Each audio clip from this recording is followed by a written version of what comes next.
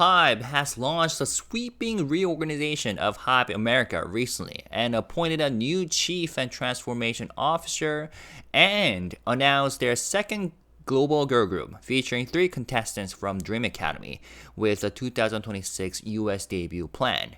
So in this video, we're going to break down what these moves mean for HYBE's strategy in North America and the risks and opportunities of launching another girl group after KATSEYE and how HYBE is reshaping its global identity. Okay, so let's start here.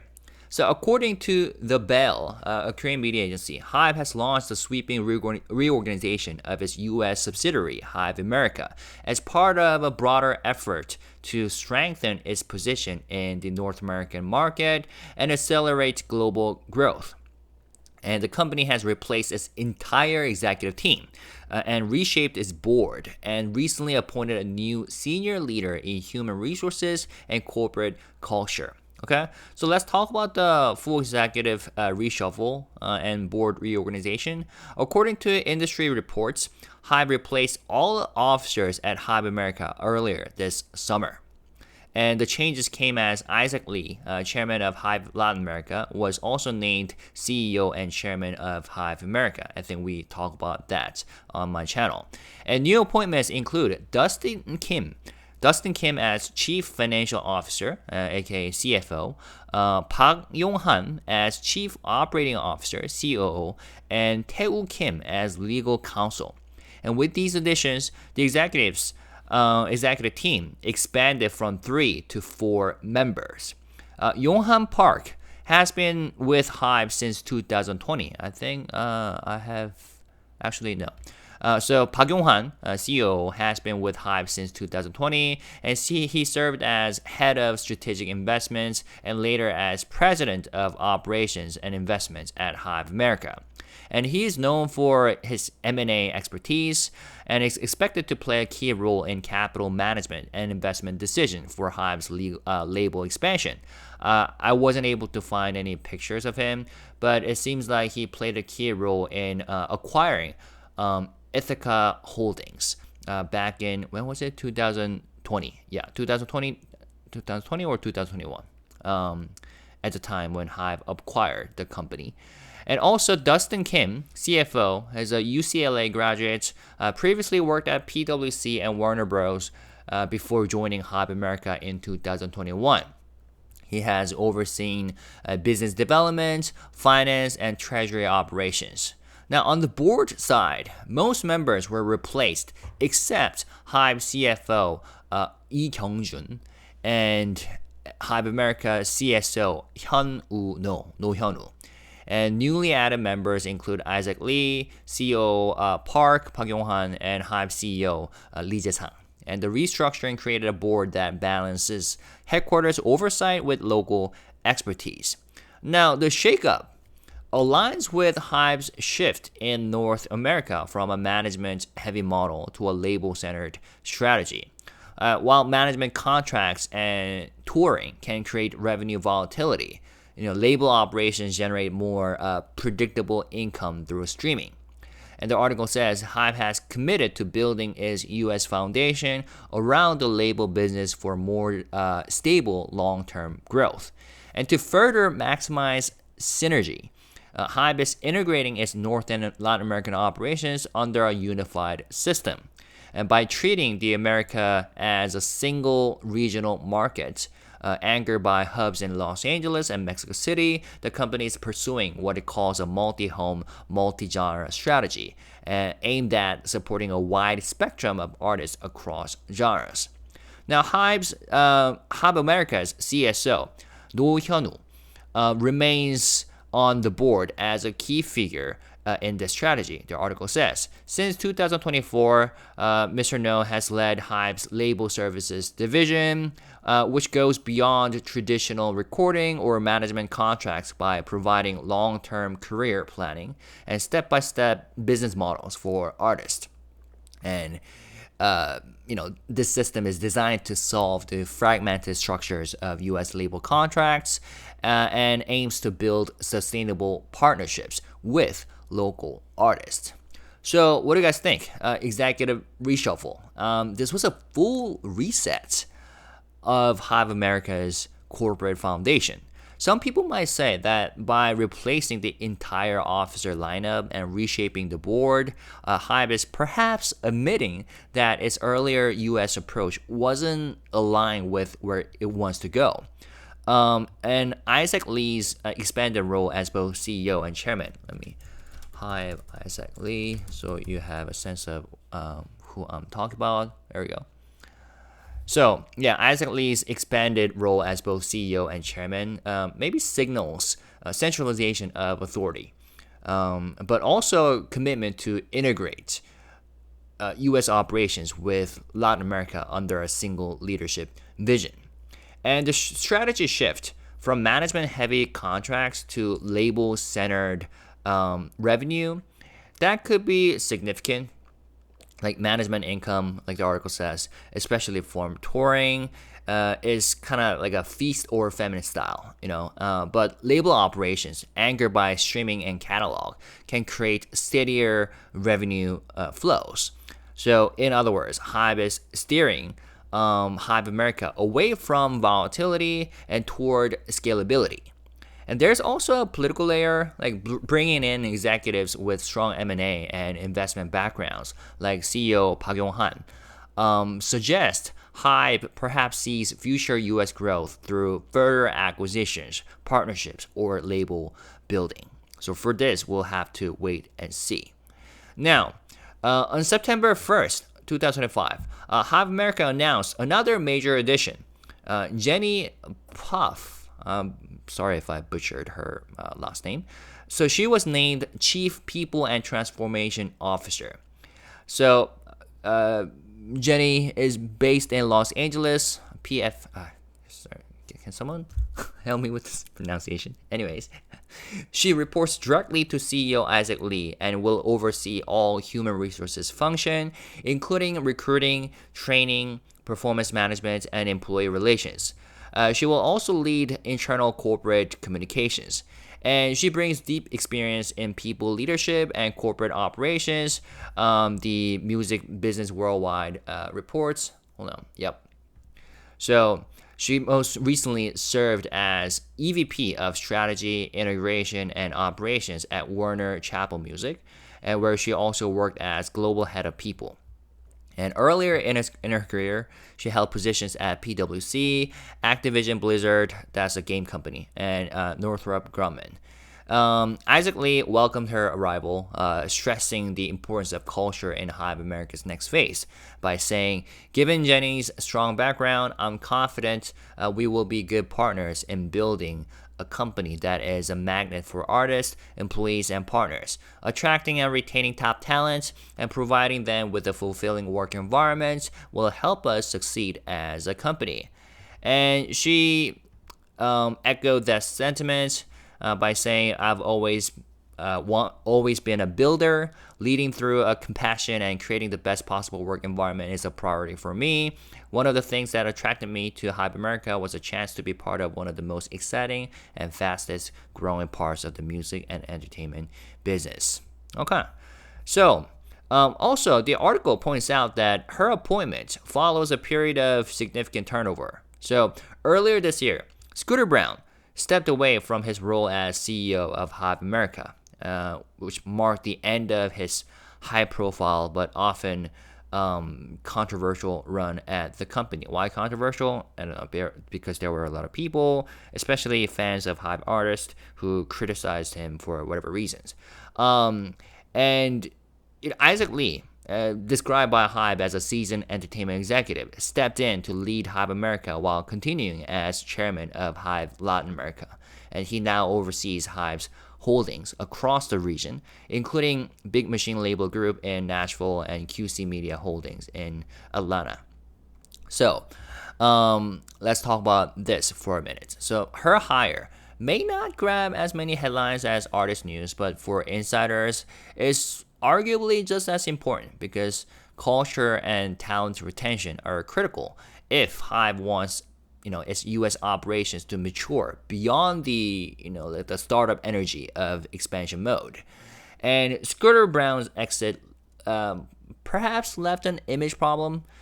So HYBE America needed a figure who could stabilize internal morale and oversee professional HR processes and make the company attractive to new recruits. And Jenni Pfaff fits the bill, at least according to this article. And her track record at Warner Chappell shows that she's comfortable bridging people management with operational strategy, which could be a rare combination. And if you note the title itself, Chief People and Transformation Officer, HYBE isn't just handing her HR paperwork, so to say. But they're asking her to reshape internal communications, guide employee experience, and align culture with corporate strategy. And that's quite a wide, responsibility, suggesting that Isaac Lee wants culture building to be inseparable from business building. And this could also perhaps help HYBE in the delicate U.S. labor market, because American entertainment professionals expect transparency, fair workplace practices, and upward mobility. Which could be areas where Korean corporate structures have sometimes faced criticism. And her leadership could hopefully help translate HYBE's Korean DNA into something that resonates in Los Angeles without clashing with local expectations. Okay, so overall, these changes represent the most comprehensive restructuring in HYBE America's history so far, at least from what I remember. And by simultaneously revamping its executive team and reshaping its board and investing in culture and HR leadership, HYBE is betting on a more stable and more label-driven growth model for the U.S. while trying to integrate its America's strategy under Isaac Lee's leadership. And if this becomes successful, I think HYBE America could emerge not just as an extension of the Korean headquarters, but as a strong, locally rooted operation. One designed to compete in the world's largest music market while setting the stage for long-term global expansion. And partly, I think they are on a good track. They are already doing that, but we'll have to see with patience. Now, on to the more exciting news. On the same day, September 1st, Music Business Worldwide. They reported, and also HYBE labels themselves uploaded a video about it.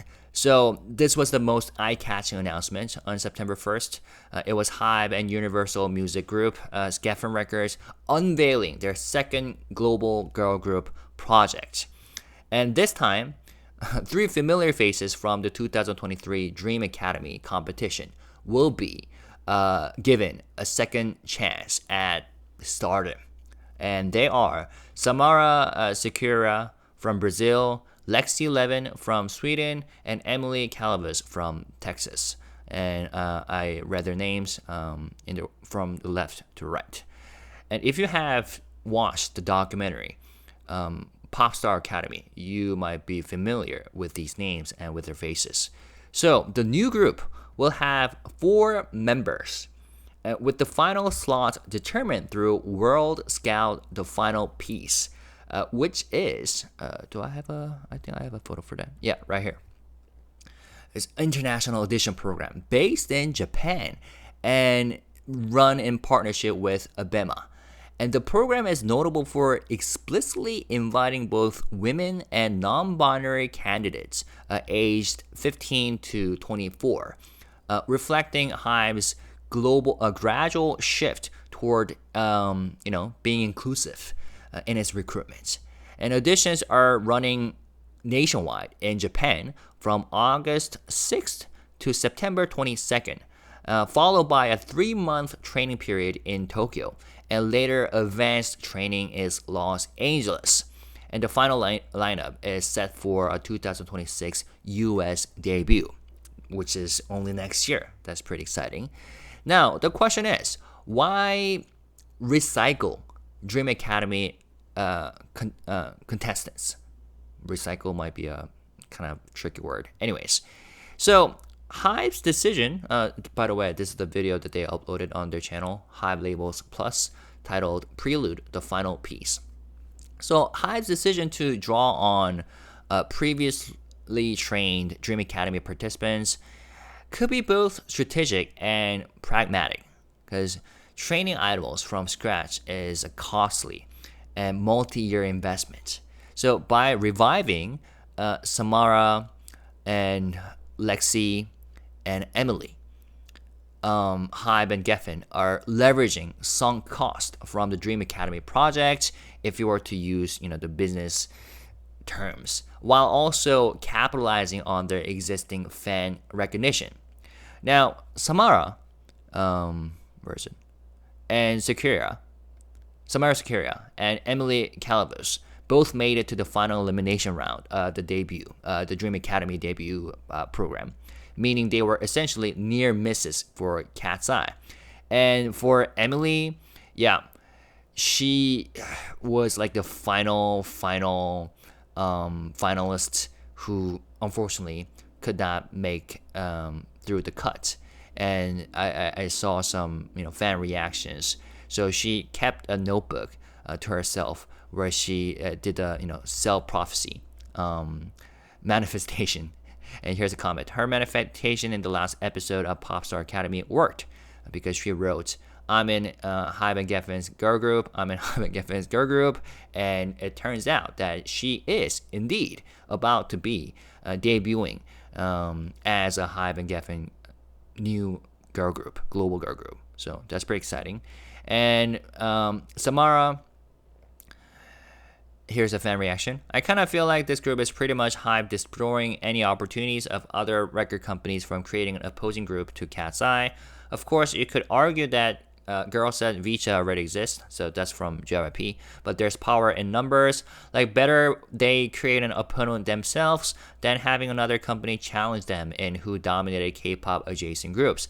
I also agree that HYBE definitely wants to target other markets besides KATSEYE, so most likely there might be a member from Europe and, of course, Japanese member. Interesting perspective. But yeah, Samara was also one of the finalists who made it to the final elimination round. So she was also one of the near misses for KATSEYE. Now, Lexie Levin, she was a controversial figure among the fans of debut projects because she withdrew mid-competition, citing the intensity of the environment. But her inclusion now suggests that HYBE sees strong potential if supported with a different training structure. And I wonder how, we'll have to see. And here's a fan reaction. And there's the visual star quality girl. They're definitely going for a dream girl concept. She's going to play very well in Asia. I think this is a smaller version of the original concept for KATSEYE, and it's built around Lexie. I'm not sure it would have happened without her. They needed the star power.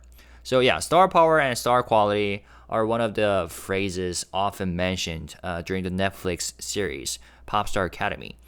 Highlighting the whole process, audition program, survival show program behind the debut of KATSEYE. And I guess this particular user is saying that Lexie has got that star quality. Another user said, yeah, this group definitely fits Touch More. Touch is a song by KATSEYE, included in their first EP. Touch, that song. And this person said, yep, and that little set of China dolls that we no longer see since KATSEYE has gone in a different direction. I kind of wonder what went down behind the scenes between Touch and Gnarly. I mean, like, okay, I never get those people who try to box in artists and groups, saying that once they come up with a new concept or a song, saying that they have changed. I mean, artists are free to try out new concepts and new things, and they're free to go back to genres or styles that they have tried in the past. So just because they dropped Gnarly, and just because the second EP sounds different from the first EP, and saying that they have changed direction, come on, like, they might change directions again in the future. Let artists try whatever things that want to try in their career and music business. So yeah. Anyways, but what they're saying is that this new girl group under HYBE and Geffen might try the elements that KATSEYE has tried with Touch. More ethereal, more, I don't know, like how did this user describe star power, like ethereal? Anyways, touch vibe, I would say. So now this strategy could be like a hedge. It avoids wasting already developed talent while creating a narrative of resilience and second chances that can resonate with fans who follow the original competition. That is, recruiting members from the debut project for KATSEYE. Now, when it comes to KATSEYE, they're the first group from HYBE and Geffen, and they debuted in 2024 last year, and they proved the American K-pop model could work commercially.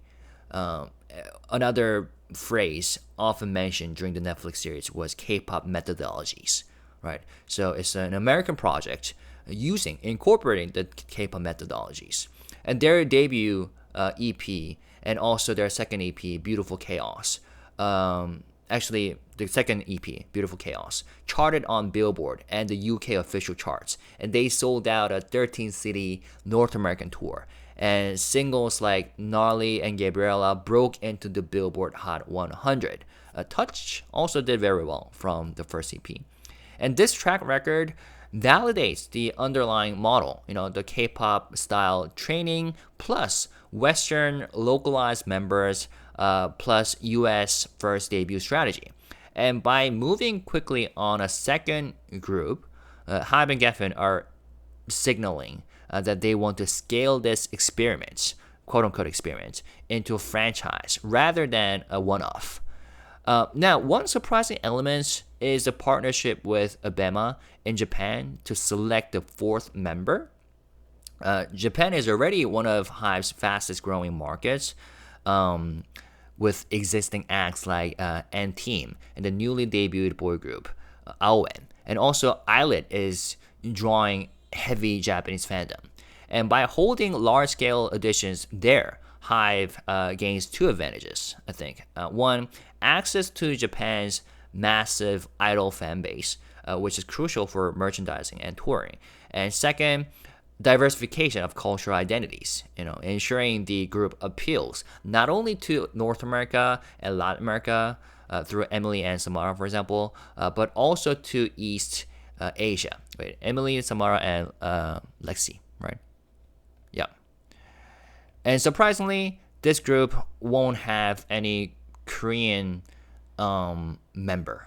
The fourth member is unlikely to become a Korean unless, yeah, we'll have to see. Now, what about some risk and opportunities or questions? Because the project could carry some risk. For example, brand overlap with KATSEYE.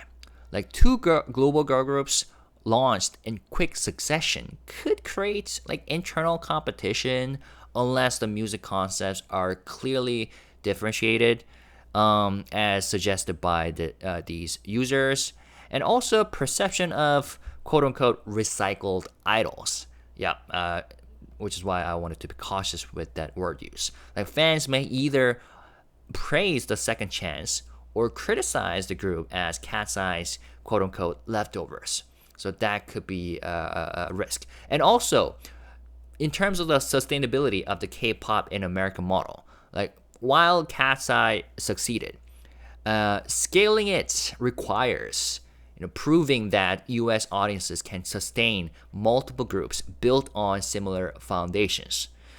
So that could be something that we have to observe in the future. But if they become successful, the second group will demonstrate that the K-pop methodologies are exportable at scale, so to say, not just as an isolated experiment.